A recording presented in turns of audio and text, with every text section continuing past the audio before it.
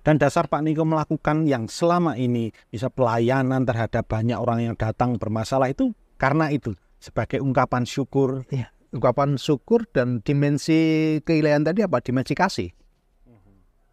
Jadi dimensi roh tadi, roh yang tinggi tadi, dimensinya apa? Cuma satu, kasih. Nggak ada yang lain. Nggak ada yang lain. Kasih yang tanpa batas, tanpa hitung-hitungan, tanpa pamrih kan itu kan. Nah kalau kita mengatakan bahwa kita dekat dengan Sang Pencipta tadi, ya udah satu hal saja, bahwa kasih ada. Nah bukannya berpasrah itu baik Pak? Berpasrah itu dalam arti gini, ketika kita sudah melakukan usaha tadi, kemudian hasilnya belum seperti yang kita inginkan, ya udah kita serahkan ke Tuhan, bahwa Tuhan punya rencana jauh lebih baik daripada rencana kita. Itu maksudnya berpasrah itu loh. Berpasrah itu bukan berpangku tangan.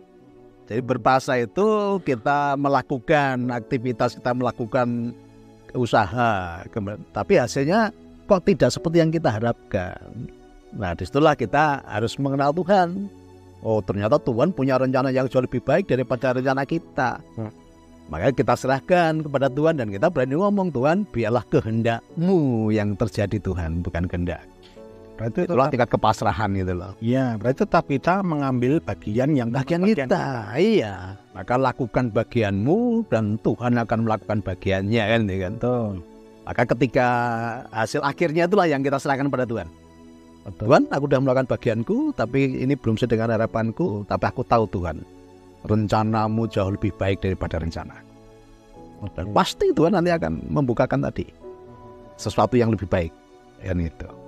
Tapi ketika kita bersungguh-sungguh tadi, ya, kita sudah melakukan usaha yang kita anggap itu udah banyak orang kata, Bapak kamu sudah berdarah-darah gitu kan. Nah, terus hasilnya ternyata song. Akhirnya dia marah-marah, menggerutu. Ya sholat dia menyalahkan Tuhan, oh Tuhan gak adil kan itu kan. Nah, itu kepasrahan itu tadi. Tuhan aku sudah melakukan semaksimal mungkin.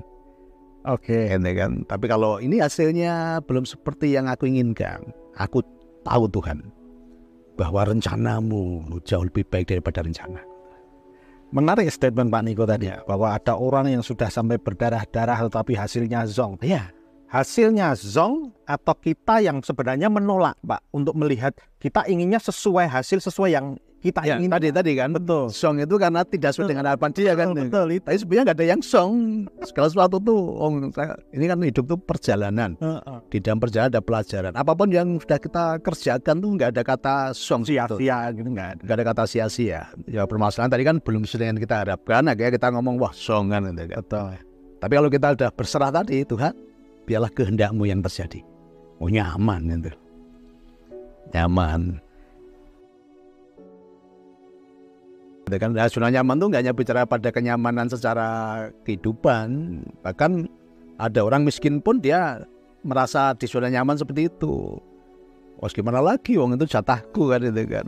Dalam perjalanan Pak Niko menemukan nilai-nilai kehidupan ini, kira-kira faktor apa saja sih yang mendukung Pak Niko? Keluarga pasti ya. Kemudian perjalanan menempuh kehidupan spiritual ini sangat memberi nilai yang besar ya dalam kehidupan.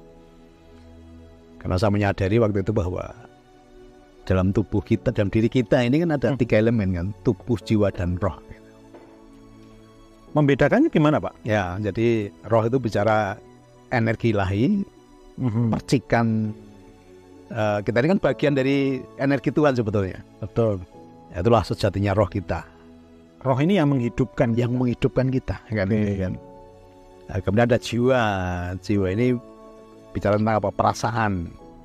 Ya, ini campuran antara pikiran dengan hati tadi kan. Itu jiwa, itu di wilayah jiwa ini. Kemudian tubuh itu fisik kita ini. Maka dari situ saya mengambil kesimpulan waktu itu. Oh, kita ini kan manusia roh, bukan manusia fisik. Maka roh saya ini saya perkuat dulu. Kalau roh kita kuat, jiwanya pasti kuat, jiwa kita pasti kuat. Nggak mudah galau, tidak mudah sedih, tidak mudah baperan, ya, tidak mudah mengeluh kan itu kan. Karena roh kita kuat dulu. Kalau roh kita kuat, jiwanya pasti kuat. Kalau jiwanya kuat, otomatis tubuhnya, jasmaninya juga kuat. Karena banyak penyakit fisik itu sebenarnya dimulai dari jiwa. Jiwa yang mudah tersakiti, jiwa yang mudah cemas, khawatir, takut, marah. Kalau orang itu suka marah-marah nanti dampaknya apa? Stroke. Betul. Ya kan? Betul. Orang kalau kepahitan, punya sakit hati dan mendalam. Yang saya lihat selama ini apa? Pengalaman sebagai seorang konsultan, jatuhnya di cancer. Cancer itu sebenarnya begitu. Ya, cancer itu dimulai apa? Karena kepahitan, dia nggak bisa mengampuni tadi. Luka yang sangat dalam, Mengakar gitu. mengakar, dan dia tidak punya kemampuan untuk mengampuni. Ya, tubuhnya nggak kuat nanti, maka jeblosnya di cancer. Kan itu.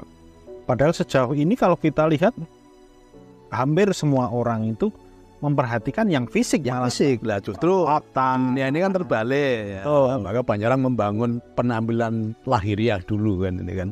Outer beauty-nya. Ya, itu pasti untuk menutupi apa? Jiwa yang lemah. Itu loh. Dia membangun penampilan di luar sedemikian rupa karena apa? Jiwanya rapuh. Jiwanya lemah. Kalau jiwanya lemah, otomatis rohnya juga lemah. Hubungannya dengan Tuhannya juga lemah kan, rendah kan, itu kan gitu loh. Oke. Ini yang harus dipahami. Jadi maka membangun manusia rohaniah ini penting sekali. Bukan casingnya. Selama ini banyak orang terjebak di casing. Cara merawat roh kita itu salah satu jiwa atau apa tadi? Ya, roh.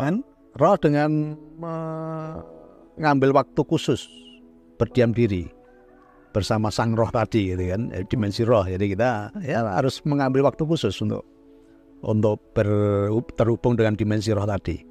Ya kalau yang banyak dilakukan orang ya dengan meditasi, sholat, ibadah itu sebenarnya kan itu waktu khusus untuk kita berkomunikasi dengan dimensi roh tadi kan. Tapi banyak orang terjebak di euforia lahiriah gitu loh, ritual gitu kan. Betul. Justru ketika dia melakukan ritual malah tidak fokus kepada sang roh tadi. Karena dia melakukan ritual itu karena apa? Kewajiban. Melakukan ritual karena malu dengan yang lain. Oke. Jadi sebatas kewajiban dan rutinitas Ya. jatuhnya. Kewajiban-kewajiban yang tadi sesuatu yang kalau menurut saya itu nilainya sangat rendah dan mungkin malah kosong gitu loh. Tidak ketemu spiritnya, nggak ketemu. Maka banyak orang ibadah sebelum ibadah dan setelah ibadah kondisinya sama aja. Tidak ada dampak. Tidak ada dampaknya. Kenapa? Hanya sebatas ritual tadi. Padahal sebenarnya itu waktu khusus sebetulnya untuk kita berkomunikasi, berhubungan langsung dengan sang roh tadi kan itu kan. Jiwanya kelaparan ya Pak. Banyak kelaparan, mudah tersinggung. Bahkan banyak orang di tempat ibadah pun kan mudah tersinggung, mudah marah-marah. Ya, dan tidak ada perubahan. Tidak ada perubahan ya. Kalau bahasa umumnya apa? Akhlaknya tidak berubah. Karena kalau kita punya hubungan baik dengan Tuhan, otomatis akhlaknya pun dampaknya apa? Ya di dalam kehidupan keseharian ini gitu loh. Pada sama ini kan itu kan. Dampaknya harus bisa dirasakan. Antara yang vertikal dan horizontal harus sama ini. Betul. Bentuk kita hubungan baik dengan Tuhan ya kesesama ini. Oke. Karena kita ini kan menjadi wakil-wakilnya Tuhan, wakilnya sang roh tadi kan. Kalau kita udah punya hubungan baik, contoh ya kalau katanya Mas Berto udah punya hubungan baik dengan saya, karena otomatis Mas Berto akan mentransformasi. Betul. Apa yang saya lakukan gitu kan. Ya, orang akan melihat, oh ini Mas Berto, anaknya Pak Niko kan itu kan. Betul. Ya, karena udah punya hubungan baik, udah melekat kan. Ada nilai yang saya bawa kan itu kan. Iya. Oke. Kan begitu. Iya. Ya, selama ini yang kita lakukan apa? Transformasi di sosial masyarakat kan ini kan. Oke. Ketika kamu sudah bersama kami dan kamu mulai perubahan hidup, ya kamu harus melakukan praktek nyatanya apa di kehidupan bermasyarakat kan gitu.